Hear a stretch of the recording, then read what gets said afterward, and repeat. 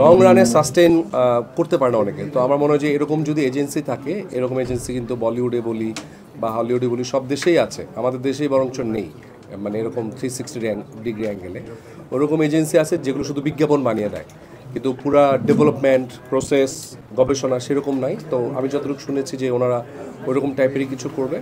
So যারা একদম brand new কোনো কোম্পানি, যারা ছোটোখাটো কোম্পানি আছেন, তারা নিজেদেরকে যদি ব্র্যান্ড হিসেবে প্রমোট করতে চান, তো আমার মনে হয় যে এই ধরনের এজেন্সির মাধ্যমে বা ওনারা হয়তো বা ভালো কাজ করতে পারবেন। সো এটা খুব দরকার আমাদের বাংলাদেশে। তো হ্যাসেল ফ্রি যদি কেউ কিছু করতে চায়, so this is the best way.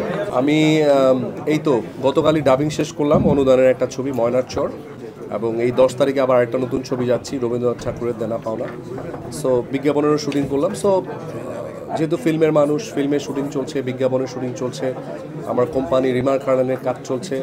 So overall সব কিছু কাজকর্ম নিয়ে আসলে আলহামদুলিল্লাহ বিজি আছি। বইমেলায় তো ইচ্ছা আছে, অবশ্যই যাবো ইনশাআল্লাহ একটা সুযোগ করে।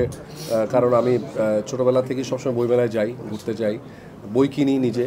সো এবারও ইচ্ছা আছে যে এবারে বইমেলাটা কীরকম হয় সেটা দেখার জন্য।